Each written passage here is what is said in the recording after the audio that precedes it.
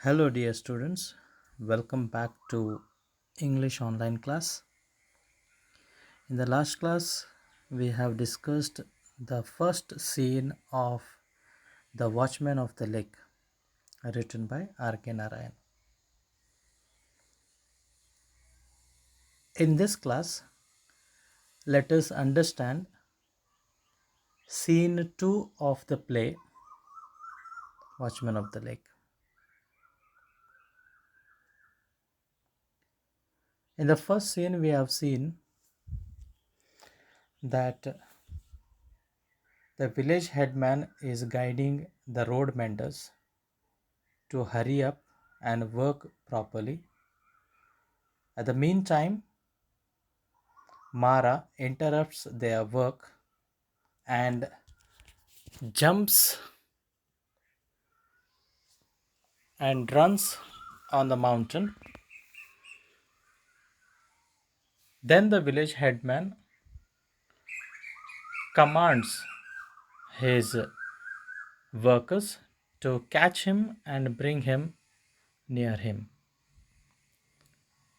So the workers spread everywhere and catch Mara and bring before the village headman. When the village headman inquires why was he there, why did he disturb his workers, Mara gives various reasons that he had some work there. Goddess had come in his dream and he wanted to meet the king, so on and so forth. The village headman tells him to behave well and to be quiet for 2 days until day after tomorrow when the king arrives and departs from the same way. Till then, he had to be quiet in his backyard. If he does not do so, then he would punish him by putting him in the cellar behind the old temple.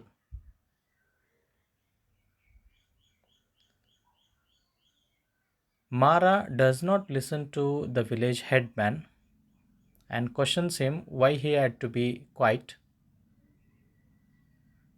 why he had to be disappear from there. Then the village headman gets angry and thinks that Mara will not listen to him. Therefore, he orders Bhima to put him in the cellar. Mara questions Bhima, how did he grow so fat? And Bhima tells him that his mother had given him iron decoction, and he also, at the sunset, ran up the hill carrying a huge grindstone behind his back.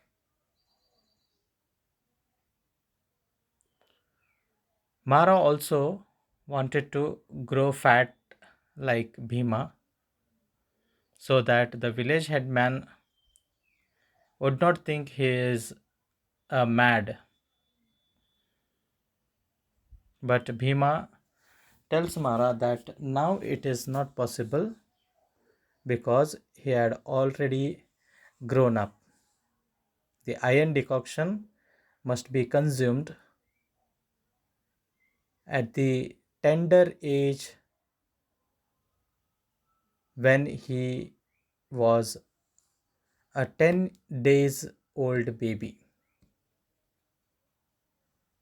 However, the village headman warns Bhima not to answer to any of the questions of Mara and bind him and pull him till the cellar.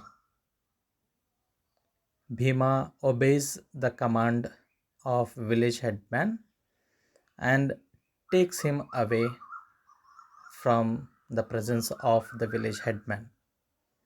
So, till there we have studied, that is scene 1 of the Watchman of the Lake. In this class, we are going to understand what is there in scene 2. Trumpets blowing, restrained cheering of crowds, etc., announce the arrival of the king. The arrival of the king is shown here. This is a brief introduction of scene 2. The next day, the last day, Mara, village headman, two timid voices, Racha, all these people, they are working on the road. They are preparing the way for the king. And Mara interrupts, and he was put in the cellar the last day. The next day, the king is arriving on the same road, on the same path. And it is indicated through trumpets blowing. Trumpets, in the sense, a musical instrument which is blown at the arrival of great personalities. Restrained cheering of crowds means restricted cheering of crowds. And somebody announces the arrival of the king. Somebody says that king is on his way to the village. Suddenly, there is confusion. Now, what is this confusion? There is a confusion. As the king is about to pass under a tree, someone jumps down from its branches.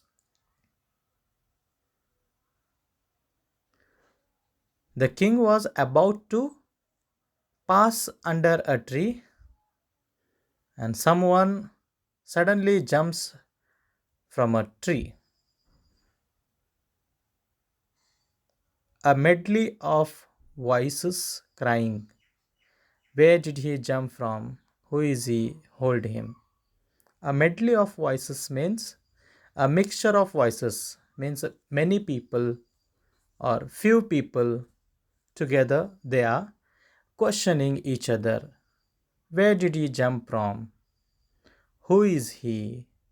Hold him, catch him, etc. Like this, they speak or question each other.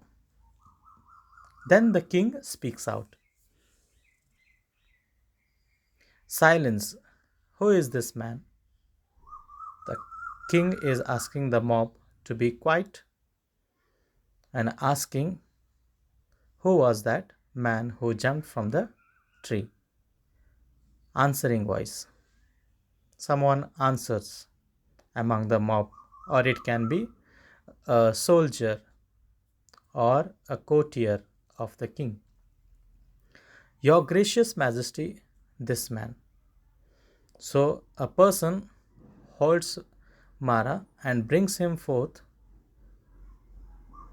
front of the king and says, Your Majesty, this man. Here, Your Gracious Majesty refers to address the higher authority, usually the king and the queen. For prince and princess, we say, Your Highness.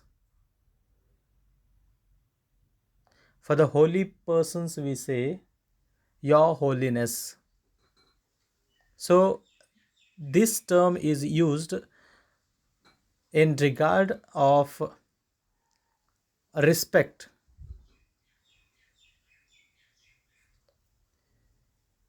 King, we will hear the man himself speak. When a person says, Your gracious majesty, here this is the man who jumped from the tree, the king says that, let us hear the man himself speak. The king wanted the man himself to speak. Answering voice: Your Majesty, he is unworthy of your Majesty's notice. The person who had held the man who had jumped from the tree, he answers to the king saying that the man is unworthy to talk in front of the king. He is a common man, king. We will hear the man himself speak. Let him be brought forward. The man is dragged before the king. Who are you? Where did you drop from? In the answering voice, the person who had held the man who had jumped from the tree, he says that the person was unworthy of the Majesty's notice. The king repeats again that he wanted to hear from the man himself. So he has to be given to speak. So he commands, let him be brought forward. This is a passive voice sentence. So the man was dragged before the king, and the king questions, who was he and where did he drop from?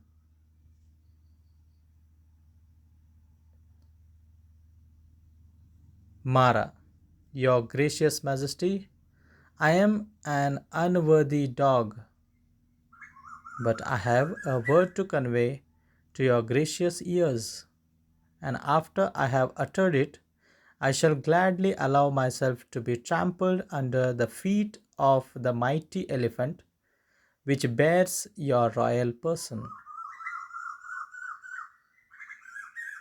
Here we understand that the man who jumped from the tree was none other than Mara himself. And he speaks out in front of the king.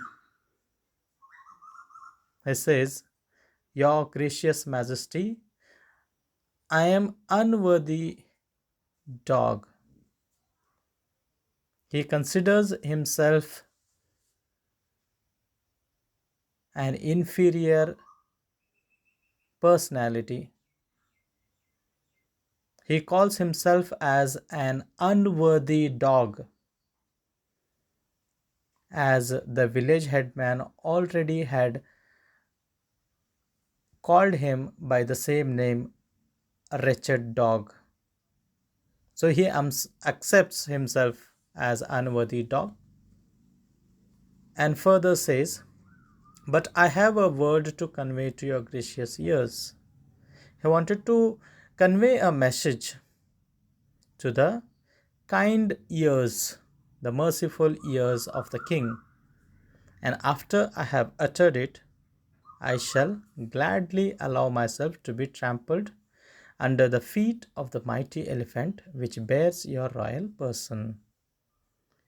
So Mara says here, when he conveys the message, when he tells the message, uttered means to say, to convey, or to tell.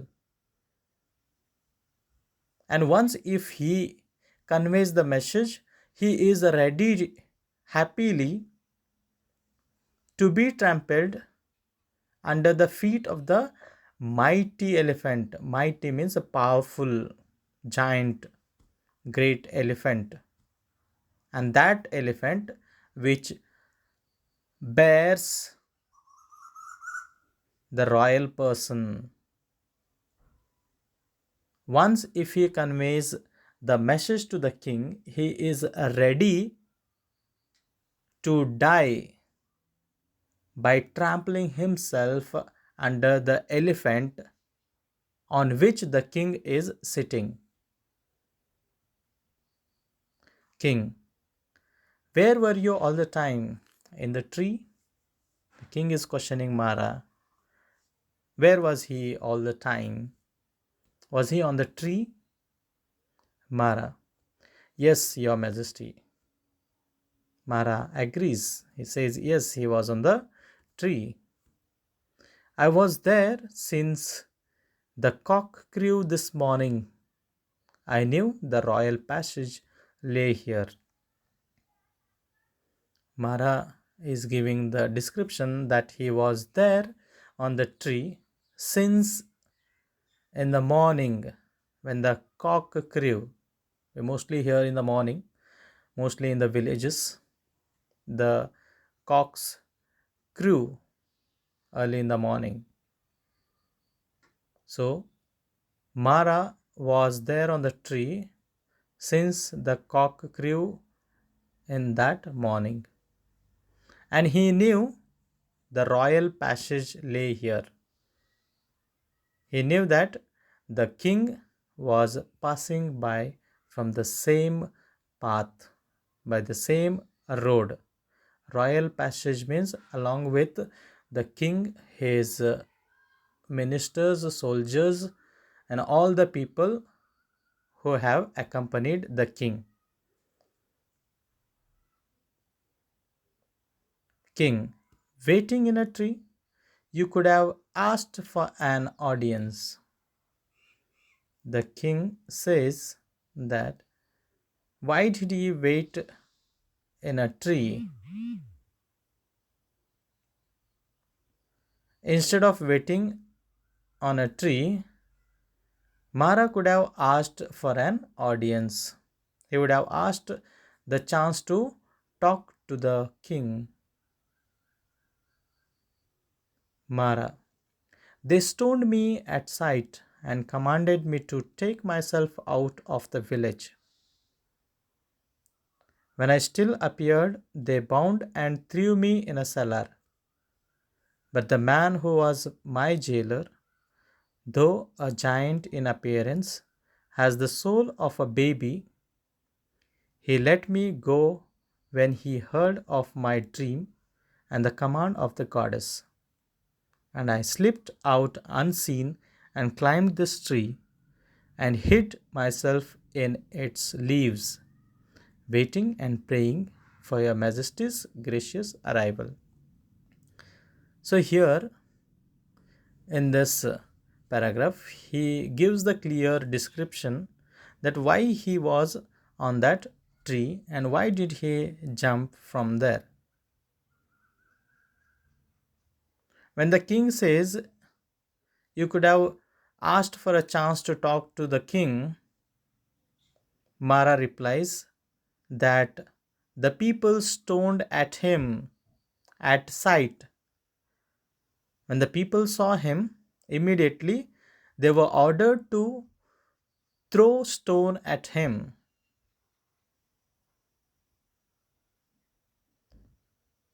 And commanded him to take himself out of the village. When Mara was seen, they had to stone at him, and also Mara had to take out of the village.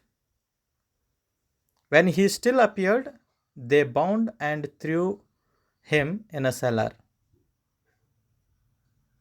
But the man who was the jailer of Mara, that is Bhima, though he was a giant in appearance, he was huge in size, very fat, he had the soul of a baby. Bhima was very fat, but his soul was of a little baby. He let me go. He let Mara go when he heard of Mara's dream and the command of the goddess. So Mara explains his dream about the arrival of goddess in his dream to Bhima. So Bhima gets emotional He believes Mara and lets him go. And I slipped, and Mara slipped out unseen and climbed this tree. So when Bhima allows him to escape from there, Mara slips out unseen to anyone and climbs the tree. And he hides himself in the leaves of that tree, waiting and praying for the arrival of the gracious majesty. Here, gracious majesty refers to the king. King, what do you want? The king is questioning or asking Mara, what does he want? Mara replies, now listen to me, Most High. Where your majesty now stands is a sacred spot. Mara requests the king to listen to him carefully and says, where the king is standing is a holy place. Sacred spot means holy place. Why is it holy? He explains. There once stood the great Hanuman on the day Lakshmana was wounded in the battlefield at Lanka and lay in a deadly faint. So, why is it holy? Because on that place, Lord Hanuman was standing, the messenger of Rama. In Indian mythology, we believe that there was Hanuman, and that Hanuman was standing there at that place where the king is presently standing, and therefore that place is holy or sacred. When this Hanuman had come to this place, when Lakshmana was wounded in the battlefield, in the war, battlefield means in the war he was wounded, he had got hurt. At Lanka, Ravana had hit Lakshmana with an arrow and he was lying there in a deadly faint. He was almost dying. Guided by omens, Hanuman came here and then he went up the mountain in whose shadow your majesty is resting now. Hanuman was guided by the fortune tellers, astrologers we call. He was guided by them and he goes to the mountain, and where he was standing, his shadow had fallen on the particular village, and there the king was presently standing there. There on its crest, he found Sanjeevani. So, on that mountain, Hanuman found the Sanjeevani branch. He flew to Lanka with it. On the crest of the mountain, on the top of the mountain, Hanuman gets Sanjeevani medicine and he flies to Lanka, Sri Lanka, with that Sanjeevani. And at its breath, Yama's messengers fled, and Lakshmana rose to his feet with a new life. So, when this Sanjeevani medicine was breathed on Lakshmana,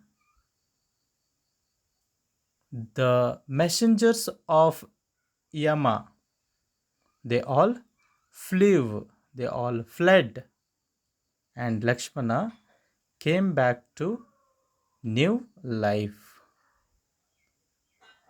Such was the power of Sanjeevani. And where it grew, there arose a stream, which came down the mountain and now flows past your Majesty's feet. So he explains who Mara explains that Hanuman had come to that village on the mountain. He finds the Sanjeevani medicine and he takes it, and that it was very powerful, that could bring Lakshmana back to life. And where that Sanjeevani medicine grew, there arose a stream. Stream means, I have already told you, it is water body, a small water body, which came down the mountain and now flows past your Majesty's feet. There arose a stream.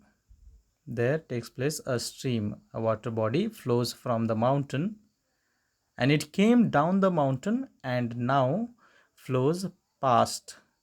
Now it flows under the feet of the king. It is called the Veda. The stream which flows from the mountain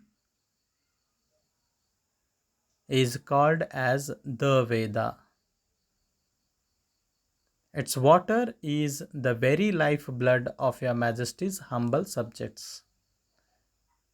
The water of the Veda, the stream which flows from the mountain, its water is very precious. It has become very lifeblood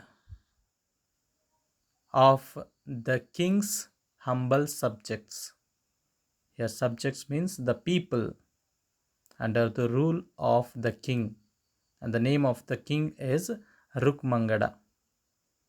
So, this water of the Veda, which flows from the mountain, is life blood, he calls, to the people of king's subjects. King, do the waters flow on all the months of the year? King questions Mara whether the water flows all the 12 months of the year. Mara replies, Your Majesty, I am coming to it. Mara says, King, I am coming to that point. I want to tell you about it. The water has flowed on since the day Hanuman took the Sanjeevani. The water is still flowing since Hanuman has taken the Sanjeevani. Since that day till today, it is flowing.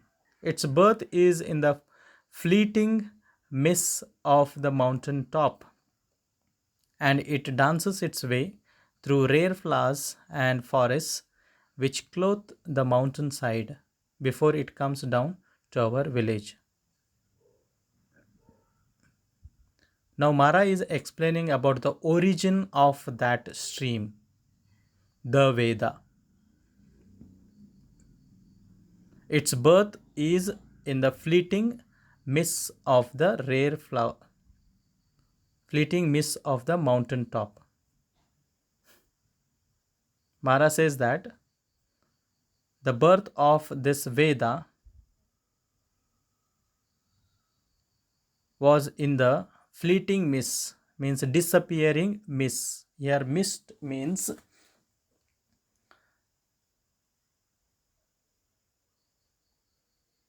fog, we can say.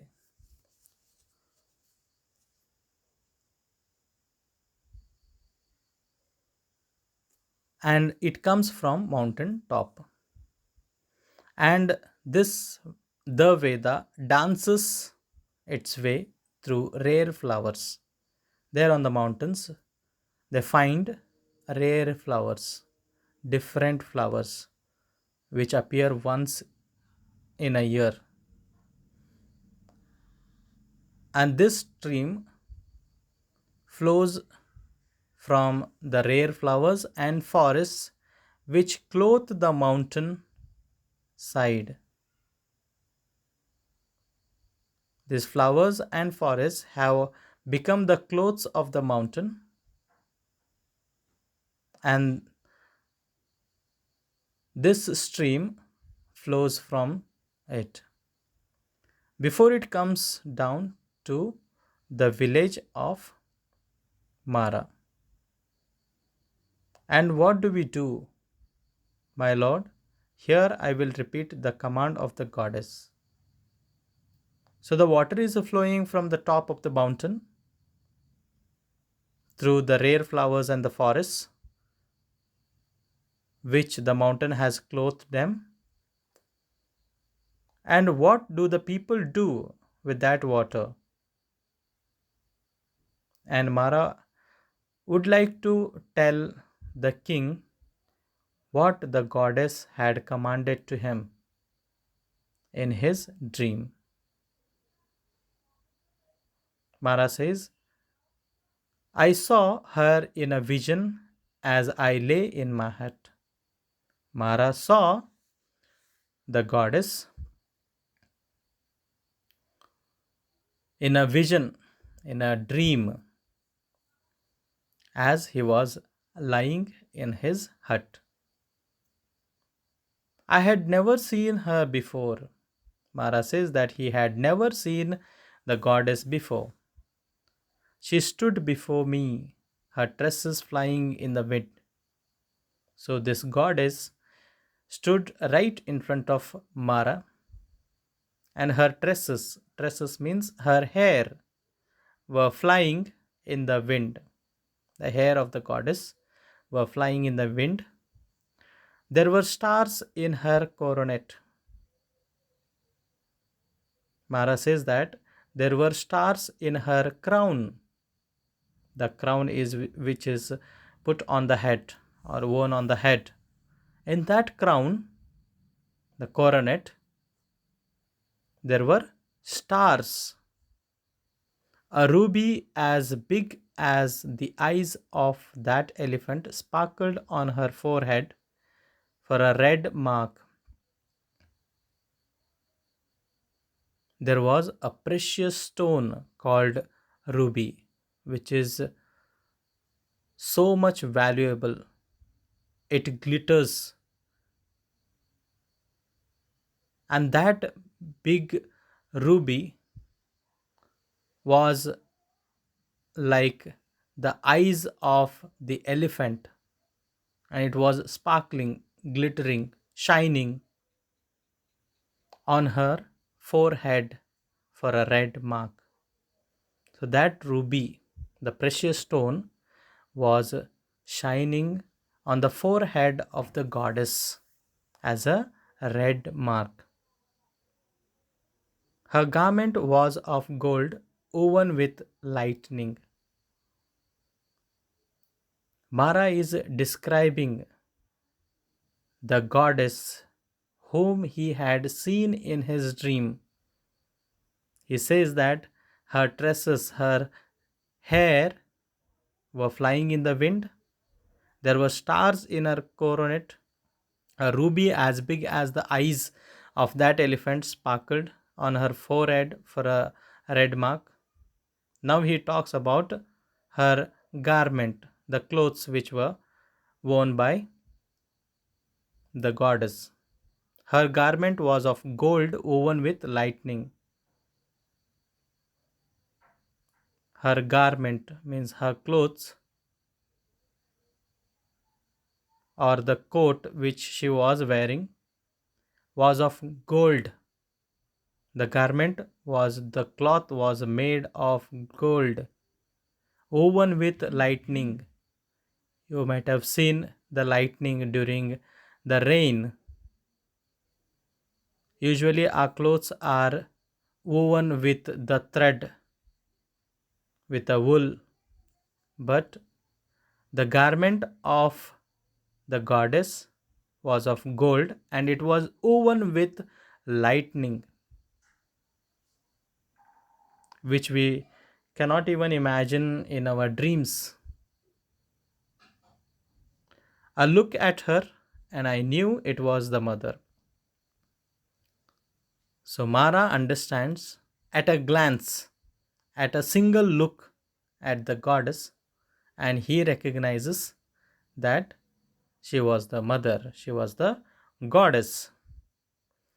I fell at her feet and she said, so Mara falls at her feet and takes her blessings, and the goddess speaks to Mara in the dream. She says, the river Veda which you see at the foot of the hill and from which you drink water is my very own plaything. Now, the goddess is talking to Mara. She is saying that the river Veda, the stream which flows from the top of the mountain,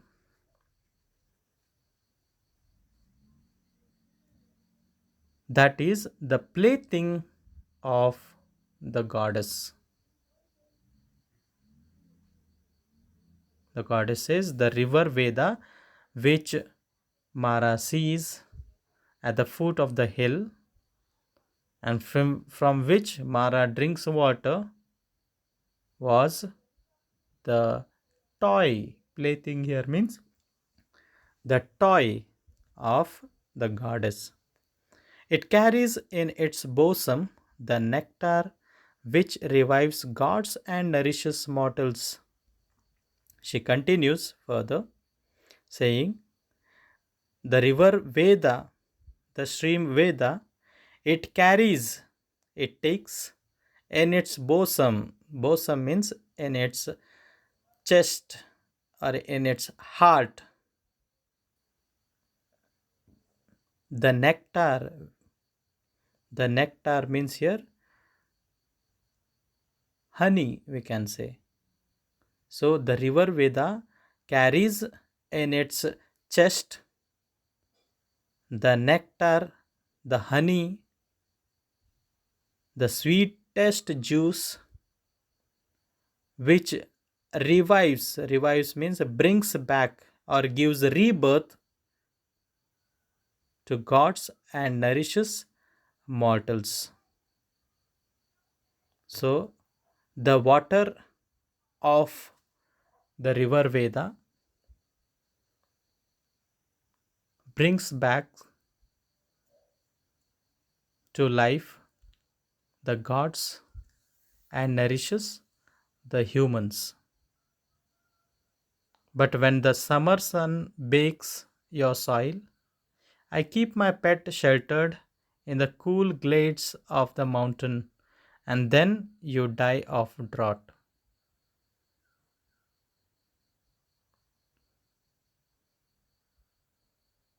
The river Veda carries nectar in its bosom and it revives gods and nourishes mortals.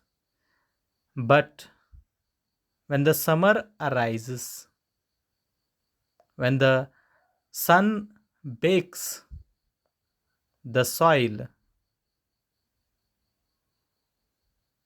the goddess keeps the pet sheltered, means the animals in the forest on the mountain.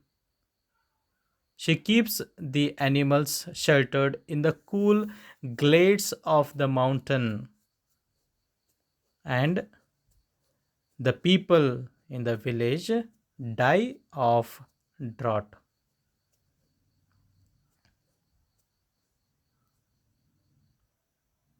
When summer ends and you have water again, you take what you want and allow the precious stream to dissipate and perish in the foul marshes far off. So the goddess is telling Mara in his dream, when the summer comes, she keeps the animals sheltered in the glades of the mountains, and people die of drought. Drought means there is no rain, no water is available. That situation is called as drought. And after summer, when they have water again, the people take what they want, how much water they want, and allow the precious stream to dissipate and perish in the foul marshes far off. So, when the stream after the summer season comes down from the mountain, it flows from the mountain, and the people of the village, what they do, they just take how much water is required and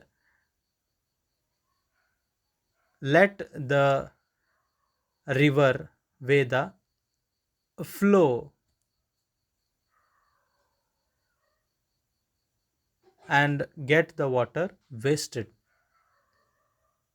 Dissipate means getting wasted, and it vanishes. Perish means getting vanished, where in the foul marshes far off. The river Veda flows somewhere in the foul marshes in a distant place, and it gets disappeared. Sometimes it gets evaporated.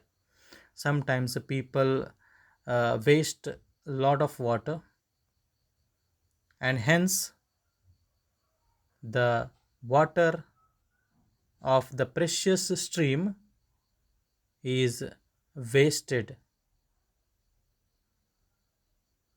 I command you, tell your king to build a tank and not to let Veda have this village. Sorry. I command you, tell your king to build a tank and not to let Veda leave this village.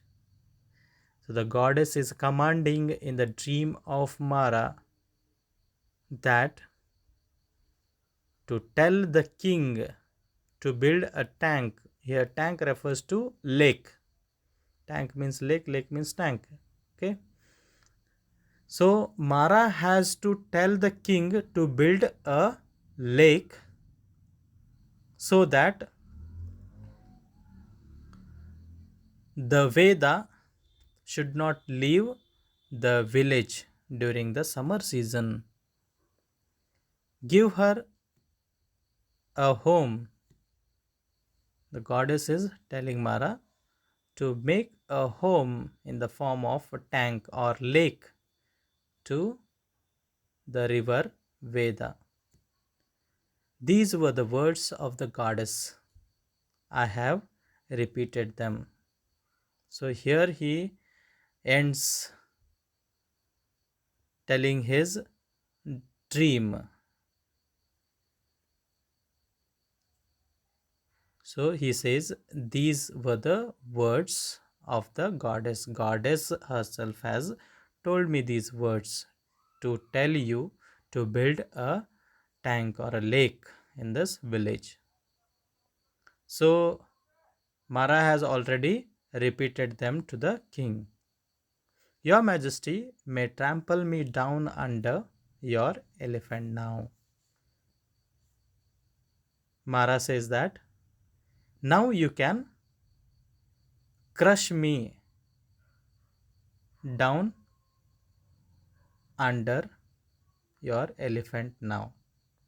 So he had already told the king After telling about his dream,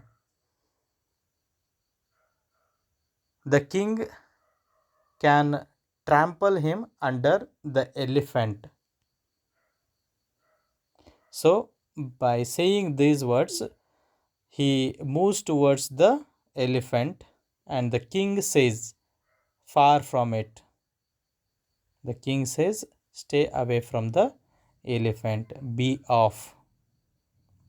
You have the grace of gods upon you. The king says, Mara, you have the grace or blessings of gods upon you. Your words are weighty.